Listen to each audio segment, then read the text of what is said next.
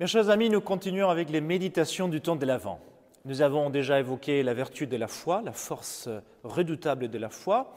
Nous avons également médité sur la vertu de l'espérance, particulièrement en ces temps troublés.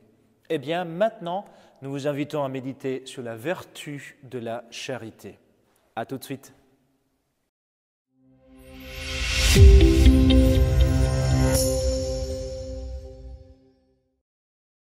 Bien, chers amis, pour méditer sur la vertu de la charité, nous pouvons toujours nous poser la même question qu'un docteur de la loi avait posée à Jésus. Quel est le plus grand commandement? Et Jésus va lui dire, tu aimeras le Seigneur ton Dieu de tout ton cœur, de toute ton âme et de tout ton esprit. Tu aimeras ton prochain comme toi-même. Voilà, dit le Seigneur, le résumé de toute la loi et les prophètes, les commandements les plus importants. Mais on se pose également la question, pourquoi faut-il aimer Dieu? Il peut paraître toujours évident, mais quelles sont les raisons profondes par lesquelles nous devons aimer véritablement Dieu? Eh bien d'abord, parce que c'est lui qui nous a fait cadeau de la vie. En effet, chacun d'entre nous ne méritait pas être dans ce monde. Nous avons reçu un cadeau, nous avons été choisis par Dieu. Donc Dieu a fait un choix tout particulier en disant « je veux que toi, tu sois dans ces mondes ». Et il nous a donné du coup une vocation, donc il nous donne la vie. Donc il est véritablement un Père. Et voilà pourquoi nous devons toujours aimer notre Père. Et comme nous aimons notre Père sur la terre, c'est lui qui nous a donné la vie biologique, eh bien nous avons aussi à aimer Dieu qui est notre Père, qui nous a créés, qui nous a donné surtout la vie spirituelle. Nous devons aimer Dieu parce que malgré nos péchés, il nous offre toujours sa miséricorde. Hélas, combien de fois nous avons offensé le Seigneur? Combien de fois nous avons dit au Seigneur, je ne veux rien savoir de toi? Et malgré cela, Dieu nous offre toujours sa miséricorde dans les sacrements de la réconciliation. Il nous offre toujours sa miséricorde dans l'Eucharistie elle-même. Il nous offre sa miséricorde à travers la mort et la résurrection de son Fils, Jésus. Donc il est le bon Dieu. Voilà pourquoi il faut vraiment l'aimer. Il est le bon Dieu.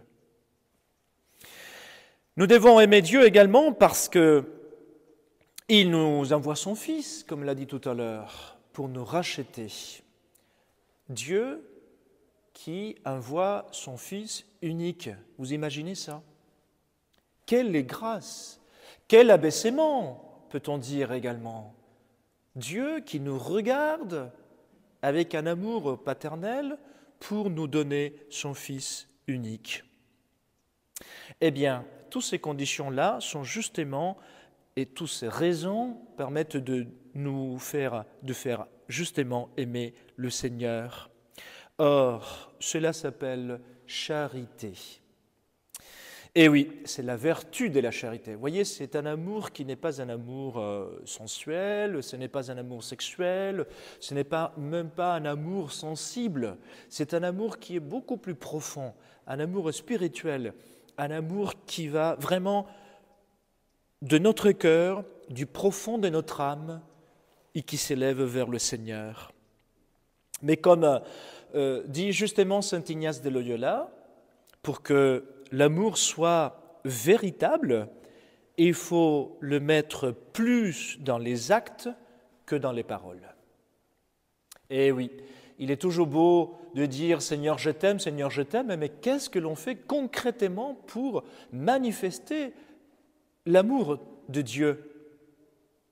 Eh bien, on peut dire que pour que notre amour soit pratiqué vraiment, d'abord, il faut essayer d'éviter toute indifférence envers Dieu, déjà dans notre vie personnelle, mais également dans notre famille. Et oui, vous savez combien de familles aujourd'hui, je ne dirais pas qu'ils ignorent Dieu, parce qu'ils connaissent que Dieu, il existe, et que Dieu, il est là. Mais ils sont complètement indifférents. Ils n'aiment pas Dieu dans l'essence du véritable amour. Parce que si j'aime quelqu'un, je ne suis pas indifférent envers celui qui j'aime. Eh bien, pourquoi donc nous sommes indifférents envers Dieu? C'est justement l'un des problèmes de notre monde d'aujourd'hui, de notre société d'aujourd'hui, qui devient une société athée, dans la pratique. Donc, il faut que dans nos familles, justement, règne cette présence de Dieu, cet amour de Dieu. Que les enfants, les tout petits enfants, grandissent dans la conscience qu'il faut aimer Dieu toujours. Ensuite, pour manifester notre amour de Dieu, il faut aussi également éviter les péchés graves. Parce que le péché grave, c'est celui qui va détruire mon amitié avec Dieu, qui va détruire l'amour envers Dieu. Et oui, et c'est ce que le démon il veut faire toujours. Il veut bien essayer de nous détourner de notre chemin vers Dieu. Il veut couper cette force de l'amour qui unit l'homme à Dieu. Et ça, c'est justement le péché grave.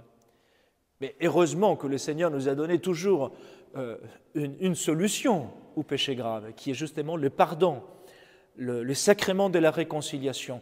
Voir donc dans les sacrements de la réconciliation un acte d'amour aussi envers Dieu. Et puis également, pour manifester notre amour de Dieu, il faut bien écouter ce que Dieu nous dit à travers l'Église, à travers ses commandements. Il ne faut jamais fermer notre cœur à tout ce que le Seigneur veut nous dire à travers l'Église, à travers ses pasteurs et les commandements de Dieu, évidemment. Eh bien, je manifeste aussi l'amour de Dieu si j'écoute. Quand nous aimons quelqu'un, nous l'écoutons. Nous prenons le temps de l'écouter. Et pour l'écouter, il faut faire silence, il faut se taire, de sorte que je puisse entendre cette voix de celui que j'aime. Eh bien, donc, pour écouter Dieu, il faut faire aussi silence dans notre cœur. Prenons le temps de faire silence, d'écouter les bons dieux qui nous parlent, qui veut nous dire quel est le projet, son projet pour nous dans ces mondes. Et puis finalement, nous devons manifester notre amour de Dieu en aimant les prochains. Rappelons-nous ce que l'apôtre Saint Jean dit dans sa lettre. Si quelqu'un n'aime pas son prochain, n'aime pas Dieu non plus. On ne peut pas dire que j'aime Dieu et haïr son prochain, ou en tout cas n'est pas manifester un véritable amour du prochain. La charité envers l'autre, une charité qui n'est pas forcément matérielle, qui ne consiste pas forcément en donner une aumône, qui ne consiste pas forcément dans une aide sociale. Mais comme le dit saint Paul, justement, la charité, l'amour du prochain peut se manifester différemment.